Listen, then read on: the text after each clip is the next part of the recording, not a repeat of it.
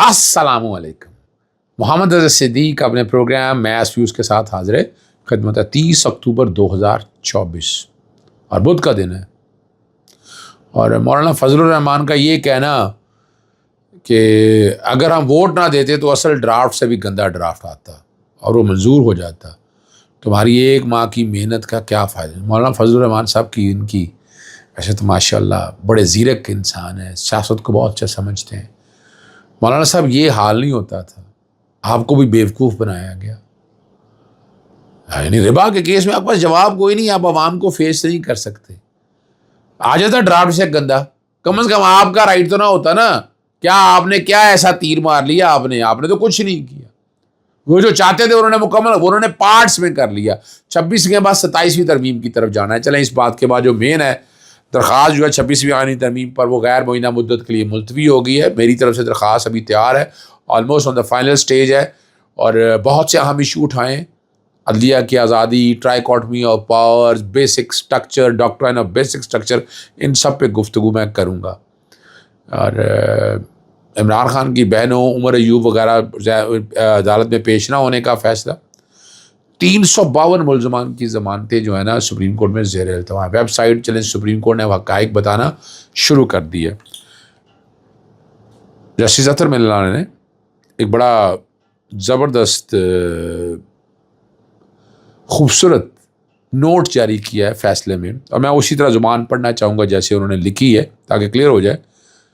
مجھے اپنے فاضل بھائی جسٹس قاضی فائز عیسیٰ کا فیصلہ پڑھنے کا شرف ہوا. مجھے ان کے آئین اور قانون کی تشریح سے متفق نہ ہونے یا ان کی توثیق نہ کرنے کی کوئی وجہ نظر نہیں آئی, تاہم مجھے اپنی اضافی رائے شامل کرنا ضروری محسوس ہوئی. اب یہ انفارمیشن ہے آرٹیکل 19 سے. یہاں ظلم کیا ہو رہا ہے ذرا پہلے وہ سمجھا لوں, پھر میں اس طرف آ جاتا ہوں. FIR درج ہوتی ہے, پتہ ہی کوئی نہیں, اور یہاں میں ہائی کورٹوں میں ثابت کر سکتا ہوں. آپ انفارمیشن کے لیے آئے, میں چلیں ایک میں کیس ہی آپ کے سامنے جس میں نے توہین عدالت کی درخواست دی کہ شیخ امتیاز محمود کا کیس لے لیتے. شیخ امتیاز محمود کے کیس میں درخواست دائر کی 2023 کے اندر, تو غالباً 3 کیسز بتائے یا 5 بتائے. 2024 میں آئی 8 ہو گئے, اور 22 اگست 2024 کو گرفتار کر لیا انہوں نے.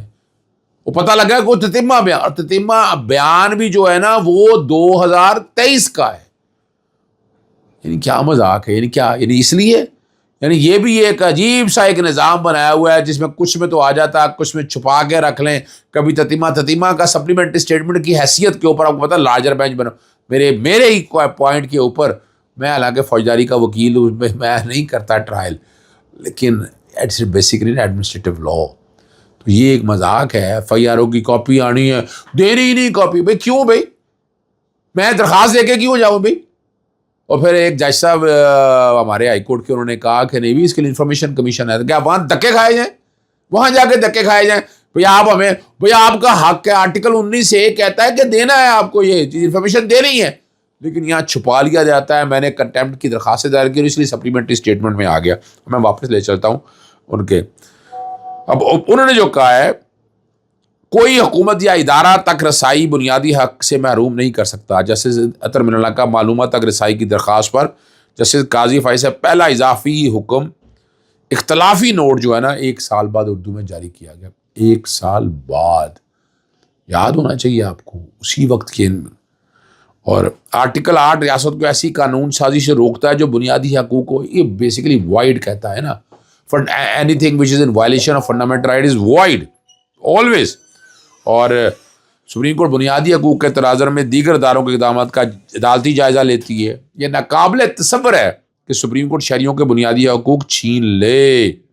عوام یہ سمجھیں کہ بنیادی حقوق کے محافظ خود حقوق محدود کرنے میں ملوث ہیں تو ان کا اعتماد ختم ہو جائے گا. یہ بڑی خوبصورت باتیں کی ہیں. میری پاس ویڈیو کچھ شیئر ہوئی ہیں شایان علی کی, جسٹس قاضی فائز عیسیٰ. استقبال کیسا ہوا, منہ چھپاتے پھر رہے ہیں. میں نے کیا کہنا ہے, میں تو صرف آپ کے سامنے رکھنا ہے, آپ جو مرضی کہہ دیں. تاریخ لکھی گئی, یعنی دیکھیں آپ کے سوشل میڈیا جو ہے نا, پہلے ہوتا تھا آٹو بایوگرافی لکھنی ہے, وقت لگے گا, ٹائم نکالیں گے, اکٹھے ہوں گے, بیٹھیں گے, پھر میں اپنی روداد لکھوں گا. اب تو روزانہ کی تاریخ لکھی جا رہی ہے. ٹویٹر بتا رہا ہے, فیس بک بتا رہا ہے, یوٹیوب بتا رہا ہے. تو یہ جسٹس قاضی فائز عیسیٰ کو دیکھے جو بویا وہ کاٹنا ہوگا.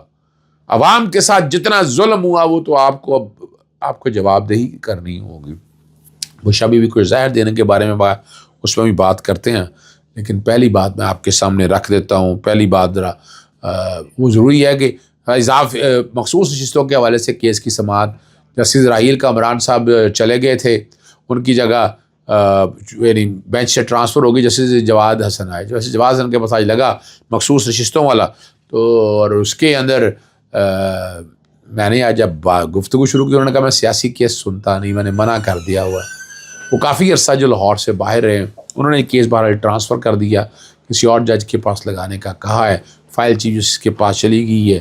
میں نے کہا کہ مخصوص نشستوں میں فیصلے عمل رہو، سیٹیں پاکستان تحریک انصاف کا حصہ ہے، وہ چھین نہیں سکتے، آپ چھین نہیں سکتے. لیکن انہوں نے سننے سے معذرت کر لی، معاملہ اب دوبارہ لگنا ہے اور فائل چیف صاحبہ کو بھجوا دی گئی ہے. بشرا بیوی صاحبہ کو کھانے میں زہر دیا گیا، یہ عمر ایوب کا کہنا ہے. اور انہوں نے کہا کہ حسان نیازی، شاہ محمود قریشی سمیت 85 جو اسیران ہیں ملٹری کورٹس میں ہیں. عمران خان بہت جلد رہا ہوں گے. جیل کے اندر بجلی، پانی یہ سارا بند، کھانا ٹھیک نہیں مل رہا، اور کھانے میں باریک زہر مختلف چیزیں ملائی گئی تھیں.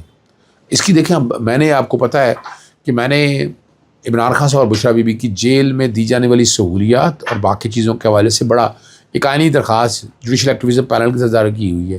چیف جسٹس عامر فاروق صاحب کو پاس لگی ہے، لیکن اس میں ابھی تک میں کیا کہہ سکتا ہوں، کوشش میں نے پوری کی تھی، لیکن ابھی تک وہ نوٹسز بھی ہوئے لیکن کچھ نہیں ہو سکا. یہ ماننا پڑے گا آپ کو. لیکن میری تو کوشش تھی کہ یہ ساری چیزیں آئین اور قانون کے مطابق ہوں، لیکن یہ زیادتیاں جو ہو رہی ہیں یہ میرے اور آپ کے بس میں نہیں ہیں. یہ کچھ سسٹم کا ایسا راستہ ہے جو کیا ہونا ہے. ایک اچھی بات جو ہے سپریم کورٹ نے زیر التوا مقدمہ کی تفصیلات ویب سائٹ پر ڈاؤن لوڈ کر دی ہیں. روزانہ، ہفتہ وار، ماہانہ مقدمہ نپٹائے جانے کی تفصیلات شامل ہے. 29 اکتوبر کو 124 مقدمات نپٹائے گئے اور 585 مقدمات کا اندراج ہوا اور 700 مقدمات کو نپٹایا گیا. 29 مقدمات کی تعداد اب 59,966 ہے اور یہ تعداد 60,078 سی. اور یہ جو کہہ رہے ہیں نا کہ آئینی بینچ بن جائیں گے اور پتہ نہیں کیا کچھ ہو جائے گا، کیا حالات ہوں گے اور کیا معاملات ہوگا، تو اب ان چیزوں کو اگر آپ سامنے رکھ کر دیکھیں تو آپ کو اندازہ ہو جانا چاہیے کہ حالات کیا ہیں. 26ویں آئینی ترمیم لاہور ہائی کورٹ میں بھی چیلنج کی اور جسٹس عالیہ نیلم نے نذیر احمد کی درخواست پر سماعت کی. انہوں نے کہا جی سپریم کورٹ میں معاملہ زیر التوا ہے اور اس لیے ملتوی کر دی گئی. اور میں آپ کو پہلے کہا تھا کہ میں نے تیار کر لی اور بڑی ڈیٹیل اور ڈیپتھ میں، یعنی 5-6 پورشن ہے. ایک عدلیہ کی آزادی، جوڈیشل کمیشن، پارلیمانی کمیشن، پھر جو ربا کے حوالے سے ترمیم کی گئی ہے اور جو باقی ترامیم کی ہیں. اوور آل ڈاکٹرائن آف سیوریبلٹی کے پرنسپل کے اوپر کہ چند ترامیم غلط ہے تو ساری کے ساری قرار دینی ہونی چاہیے. اور عمران خان کی بہنوں عمر ایوب اور زیان قریشی کا عدالت میں پیش نہ ہونے کا فیصلہ. جناح ہاؤس اور عسکری ٹاور جلاؤ گراؤ کے مقدمات میں وزیر اعظم کی بہنیں جو ہیں علیمہ خان، عظمیٰ خان جو رہنما ہیں، حاضری معافی کی درخواست جمع کرا دی ہے اور کہ وہ پنڈی میں موجود ہیں اس لیے یہاں نہیں، یعنی یہ نہیں کہ مراد کو پرمننٹ کی بات ہو رہی ہے. اسلام آباد انسداد دہشت گردی نے 532 ملزمان کی ضمانتیں منظور کر لی ہیں. شناخت پیریڈ پر بھیجے گئے اور ضمانتیں منظور ہوگی. جیسے ابو الحسنات ذوالقرنین نے اور اب یہاں 20,000 کے مچلقوں پر آپ صرف اتنا دیکھ لیجئے گا کہ سیاسی قیدی اور کتنے یہ مقدمہ درج ہوئے ہیں. اس میں عمران خان پاکستان تحریک انصاف فیس کر رہی ہے. یہ ظلم اور زیادتی فسطائیت کب تک چلے گی، یہ سوچنے کی باتیں ہیں.